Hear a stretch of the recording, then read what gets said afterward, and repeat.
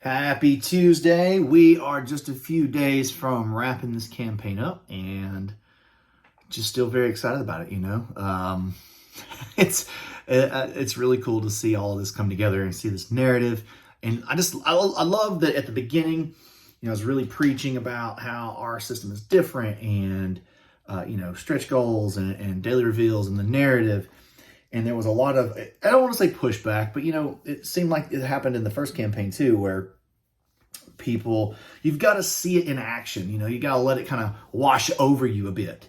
And then, now I see comments of people saying, I don't know what's going to happen on Saturday when I don't have a daily narrative update, and I don't get my little drip of story. And it's true, right? It's even on our end. We go through, I talked about it in one of the other updates, that we go through a bit of a detox of everything with the campaign. But we have so much work to do to get the game to you that I'm not too worried about that, because we'll still be giving you plenty of updates. Just know that I'm gonna at least minimum have once a month post campaign. We'll have a once a month update just to tell you about what's progressed. We'll pull the curtain back and show you some of the developments. If you follow me on social media, you'll get more than that. Unfortunately, there's this weird thing with Kickstarter that the system's weird, right? And so if you update too often, then people turn off notifications for the updates. Then they don't get the notification that they need to update their shipping information and pay for their shipping. So then they go, oh, I missed paying for my shipping, and now I've got a whole customer service thing that I'm dealing with. It's this weird dichotomy of people, some people want a lot of information. They want to know everything that's going on. Some people don't want to hear anything until they're like, it's time for me to give you my shipping information, and I want to confirm that. And there's no way for us to customize that. So we err on the side of people of not over communicating, but me telling you, go follow me on social media, you'll get more updates. All of those updates all that information will still find its way into the monthly. But if you want it on a more consistent basis, I would say go follow Druid City Games on Facebook, follow Board Games James on Twitter. Those are probably the two best, as far as me putting out regular info. So there you go. If you got to watch me play last night with Bonita Core, that was a ton of fun on her Twitch stream. You can go give that a watch. We played the first scenario, and they forced me, or I forced myself, whatever you want to look at it, to play Axel. And I played Axel true to form. And it's the first time that I've seen in any playtest of scenario 1, I actually got knocked out. I actually lost all of my health, and they had to finish the scenario without me. So, which they did. So anyway, it can happen. And that was with me even. I ate a fruit, and I think I took an action where I healed myself up, and I still got knocked out. So it can happen. You do need your friends in this game. But it was a lot of fun. And if you saw an update, how about that Immortal box? How about that sleeve solution we got for you? We had to weigh a lot of different options. We looked at custom art back. We looked at splitting it up and having box and sleeves separately, because I know some of you are going to ask for that. But at the end of the day, we're managing so many SKUs, so many add-ons for this. We needed to be able to package this together in a way that made sense for us to manage the product. And the best way to do that was to put the box and the sleeves together into a single SKU. And that way we were able to offer this price, which I think is pretty great. I was surprised that we were able to negotiate that down, get it to a reasonable level, because I also don't have any clue how many of you guys, I know you sleeve people think you guys are going to come out in droves. There's going to be thousands. You think that you're 40 or 50% of all backers. But we can't base our pricing off of that. We have to kind of go off that minimum order quantity. And so we negotiated that down, and I think we got to a really good spot. I'm pretty proud that solution is going to so here's the thing. When that thing's done, I know you only have a render to look at right now. That thing is going to be dope. It is going to look sick. I don't even sleeve cards. I might sleeve it, I might sleeve it just because I want that box sitting there. And yes, I know the box doesn't go inside the other game boxes. Again, this is the best solution we could find, right? The compromises have to be made. Now you don't have to go search for custom because these card sizes, it appears 63.5 by 63.5, which is the majority of the square cards. I think the closest thing you would find is a Paladin sleeve that's a 65 by 65. So being able to order these sleeves, you have the sleeves that you need to fit the cards in the game. And we made sure that they were 100 micron because I saw lots of people saying they wanted high quality sleeves. So, overall, I think we checked as many boxes as we could with this solution.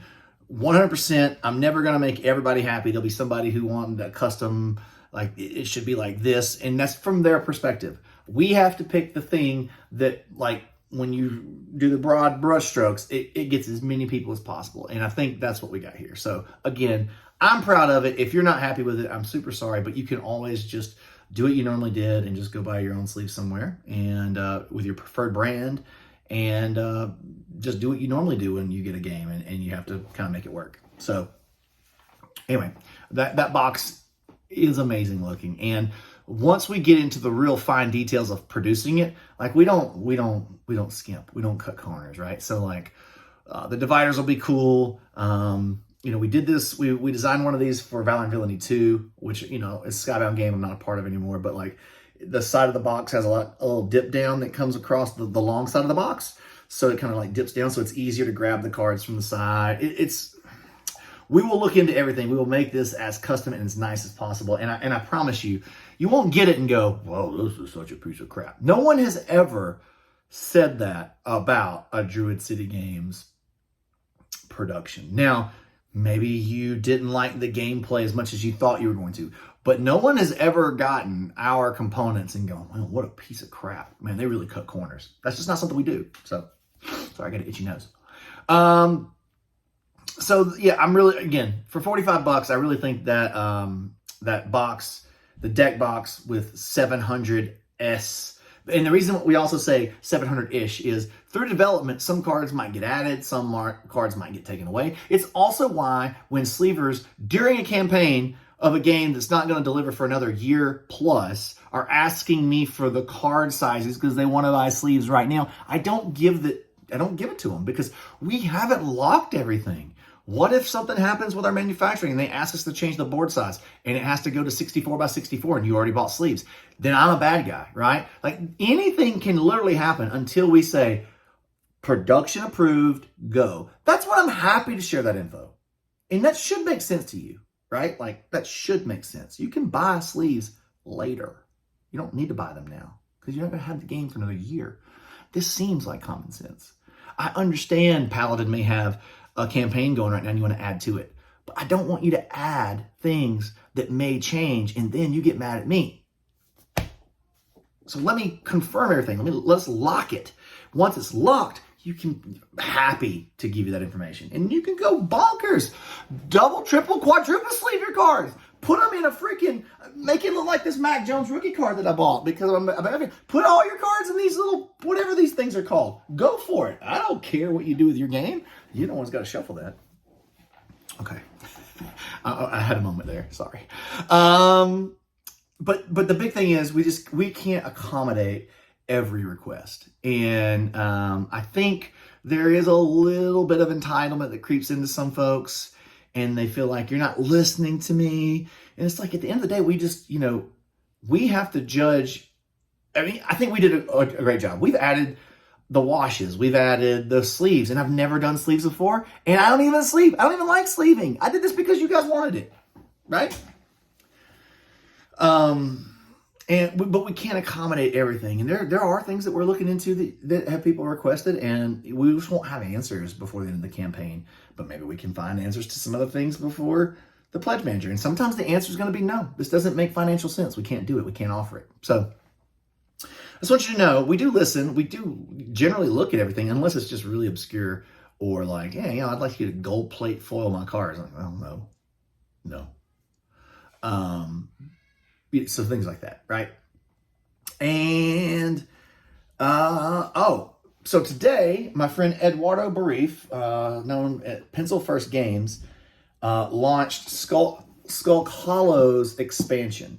I would ask that you pop over there and check it out. This is one of my favorite ever two-player games. This thing is amazing. You're going up. You have to fight your way up these gargantuous guardians, legendary guardians. This game is amazing. This game is highly, highly underrated. And I saw some stuff at Gamma for what he was going to be launching. This is worth checking out. This is worth your time. This is quality board gaming. Run on over there. At least grab it for $1. Get in and then watch the campaign. But Ed does a phenomenal job with his productions. His gameplay is always really tight.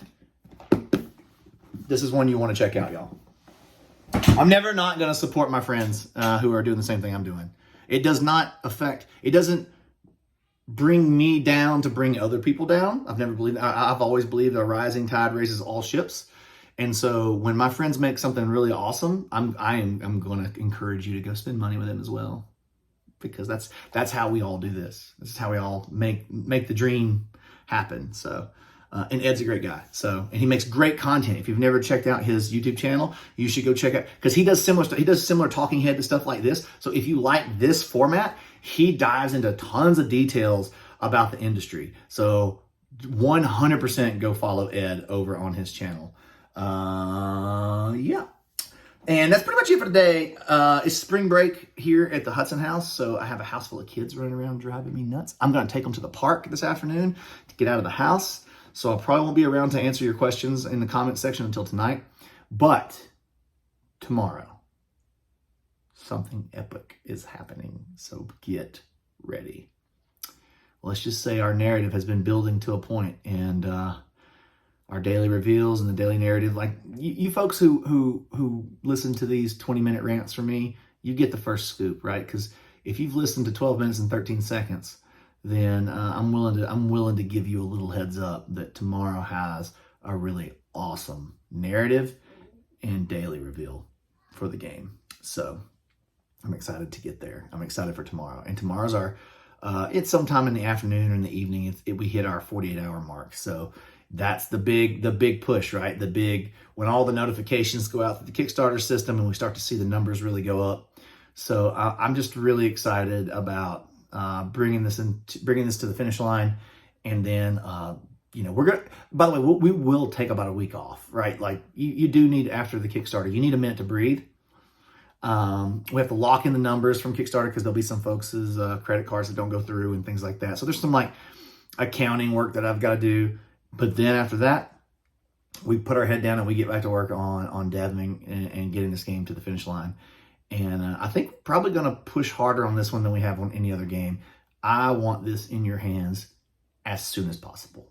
As soon as possible. Because I know you're going to love it. And then you're going to beg us for more. And then we want to give you that.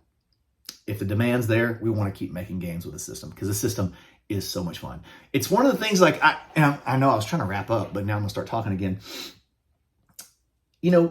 I was sitting on a panel at WonderCon. Peter Hayward was saying, you better love your game, because if you don't love your design, if you're not completely in love with it, you're going to play it hundreds, maybe thousands of times in its life, through playtesting, through pitching, through the retail process, through demo process, taking it to conventions, all of that, right? Like, you're going to play it a ton. People are going to come up and want to play your game with you.